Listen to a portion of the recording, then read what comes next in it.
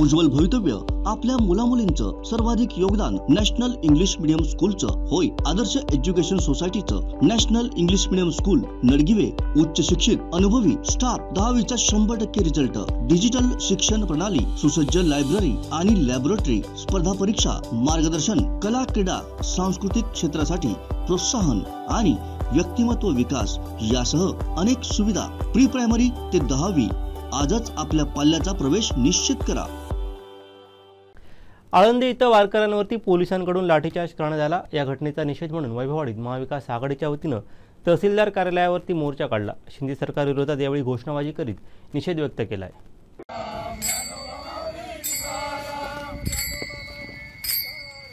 आळंदी येथे झालेल्या वारकऱ्यांच्या लाठीचार्ज संदर्भात आज वैभववाडीत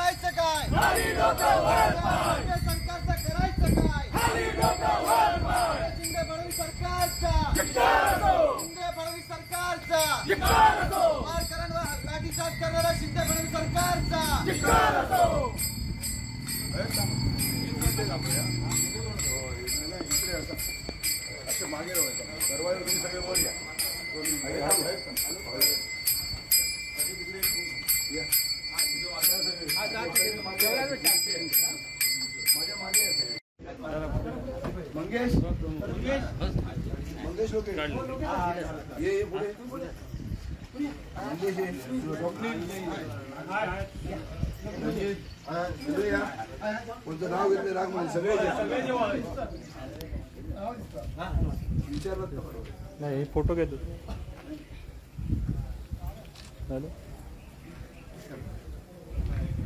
भाई आज तुम्ही जाहीर निषेध मोर्चा काढलाय, नेमकं काय कारण आहे आणि कशा संदर्भात हा मोर्चा? खरं तर वैभववाडी शिवसेना आणि महाविकास आघाडीच्या माध्यमातून आज आपण या ठिकाणी या सरकारच्या विरोधामध्ये एक निषेध मोर्चा काढलेला आहे। खरं तर आपल्याला सर्वांना ज्ञात आहे की संपूर्ण महाराष्ट्रामध्ये ज्या पद्धतीनं आळंदीच्या वारकऱ्यांवर जो लाठी हल्ला झाला याचा निषेध करण्याच्या करता सगळ्या महाराष्ट्रातून त्या ठिकाणी संताप त्या ठिकाणी व्यक्त होतोय। खरं तर ही महाराष्ट्राची संस्कृती परंपरा आहे, ही जी काय वारकरी संप्रदाय आणि या वारकरी संप्रदायावर सुद्धा त्या ठिकाणी निष्ठुरपणे निर्दयीपणे लाठी चालवण्याचं काम या सरकारनं त्या ठिकाणी केलेलं आहे। आणि म्हणून आज या महाराष्ट्रामध्ये कुठलाही घटक कुठलाही वर्ग हा त्या ठिकाणी सुखी नाही, सुरक्षित नाही आणि प्रत्येकावर त्या ठिकाणी अन्याय त्या ठिकाणी सुरू आहे। आणि म्हणून महाराष्ट्र शासनाला या सगळ्या ही जी काही त्यांनी कृती केलेली आहे याचा जाहीर निषेध हा संपूर्ण महाविकास आघाडीच्या वतीनं, जिल्हावासियांच्या वतीनं, वैभववाडी तालुका शिवसेनेच्या वतीनं या ठिकाणी आम्ही करत आहोत। खरं तर अशा पद्धतीचा मोर्चा संपूर्ण जिल्ह्यामध्ये तालुका स्तरावर त्या ठिकाणी होत आहेत। कुडाळमध्ये झाला, कणकोलीमध्ये झाला, सावंतवाडीमध्ये झाला आणि आज त्या ठिकाणी वैभववाडीमध्ये होतो। आणि खरं तर आज ज्या पद्धतीनं सगळ्याच ह्याच्यावर सरकार त्या ठिकाणी अपयशी ठरते। आपल्याला माहिती आहे आज इतकी बेरोजगारी आहे, इतकी महागाई या ठिकाणी आहे, या ठिकाणी सर्वसामान्याला माणसाला जीवन जगणं अतिशय त्या ठिकाणी कठीण झालेलं आहे। आणि गेल्या जवळजवळ वर्षभराच्या या सगळ्या शिंदे फडणवीसच्या सरकारच्या काळामध्ये इथली जनता या महाराष्ट्रातली त्या ठिकाणी मेटाकुटी झालेली आहे। आणि म्हणून त्याचा जाहीर निषेध त्या ठिकाणी करणं आणि जनतेमध्ये समाजामध्ये त्या ठिकाणी या सत्ताधाऱ्यांच्या कृतीचं त्या ठिकाणी प्रबोधन करणं हाच प्रयत्न या सगळ्या आंदोलनाच्या माध्यमातून आहे। आणि ज्या पद्धतीनं वैभववाडीसारख्या छोट्या ग्रामीण तालुक्यामध्ये एवढ्या उत्स्फूर्तपणे त्या ठिकाणी शिवसैनिक, महाविकास आघाडी आणि जनता आणि वारकरी हे त्याच्यामध्ये सहभागी झालेले आहेत। आणि म्हणून इतका उद्रेक, इतका संताप जनतेच्या मनामध्ये या सरकारच्या विरोधामध्ये.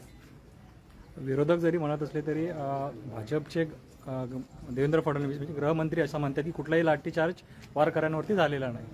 खरं तर आपण सगळ्या या घटनेचे साक्षीदार आहात.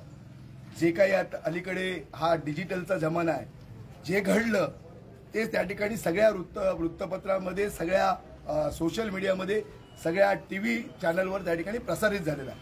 आणि अक्षरशः या महाराष्ट्राच्या पोलिसांनी, या सरकारने कशा पद्धतीनं त्या वारकऱ्यांना मारलं हे सगळ्यांनी त्या ठिकाणी पाहिलेलं आहे. त्यामुळे जरी त्या ठिकाणी किती खोटं बोलण्याचा प्रयत्न या राज्याचे गृहमंत्री फडणवीस साहेब करत असतील तरी ते सगळं लोकांनी पाहिलेलं आहे. आणि म्हणून मी तेच सांगतो, या महाराष्ट्रामध्ये कोणच त्या ठिकाणी सुरक्षित नाही.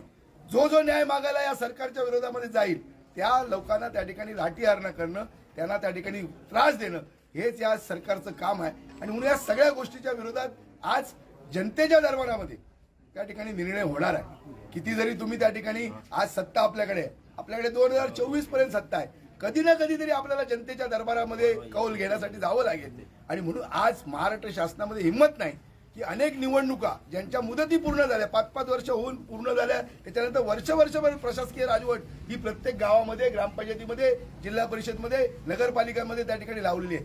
आणि म्हणून आज सरकारला भीती आहे की जर निवडणुका झाल्या तर ही सत्ता, सगळी स्थानं ही आपल्या हातातून जातील आणि कुठेतरी भाजप आणि शिंदेचा त्या ठिकाणी पराभव होईल हे त्यांच्या लक्षात आल्यामुळे निवडणुका सुद्धा त्यांनी लांबवलेल्या आहेत. आणि म्हणून जितका सत्तेचा गैरवापर करता येईल तो प्रयत्न या सत्तेच्या माध्यमातून सुरू आहे.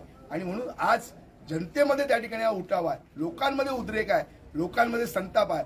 आणि हे जे काही सगळं चित्र आहे त्या माध्यमातून त्या ठिकाणी आमचा प्रयत्न आहे. काल सुद्धा आपण पाहिलं की ओसरगावच्या त्या टोलवर जिल्हावासियांना त्या ठिकाणी टोल म्हणजे लूट, जनतेच्या पैशाची लूट, लोकांना आर्थिक नाहक भुर्दंड देण्याचा प्रयत्न या सरकारच्या वतीनं झाला. पण त्याला सुद्धा संपूर्ण जिल्हावासियांनी विरोध करून त्या ठिकाणी टोल आम्ही भरणार नाही ही भूमिका घेतली. आणि म्हणून सगळ्याच प्रयत्नावर म्हणजे ज्या ठिकाणी लोकांचा त्या ठिकाणी लोकांना त्या ठिकाणी सांभाळू शकलेले नाही, सातत्याने जनतेच्या विरोधातले निर्णय या ठिकाणी घेत आहेत.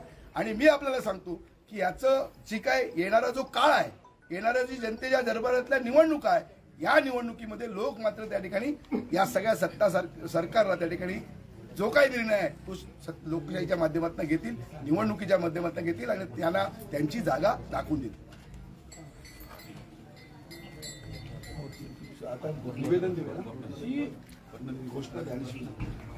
वारकऱ्यांवर लाठीचार्ज करणाऱ्या शिंदे फडणवीस सरकारचा करायचं काय? आम्ही निवेदन तहसीलदार या सगळे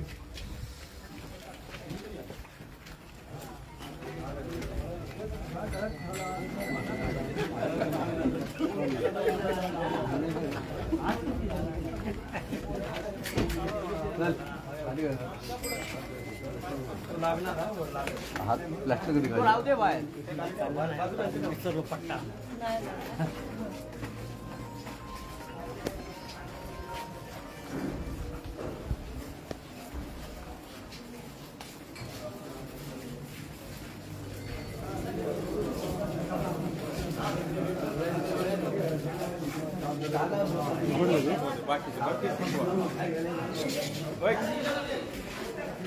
अशी जाऊ ना, एवढी जाऊ नका.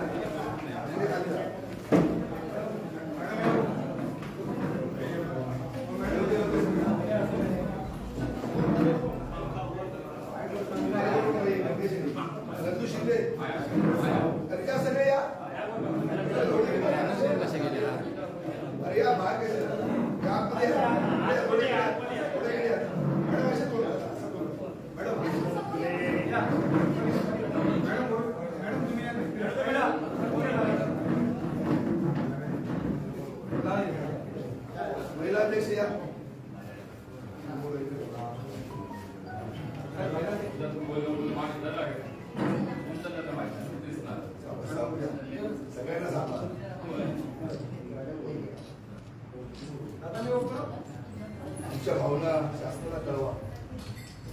वारकरी सुद्धा सुरक्षित नाही, त्याच्यावर पण लाठी आणला होतो. राजकारणाबरोबर तो समजू शकतो.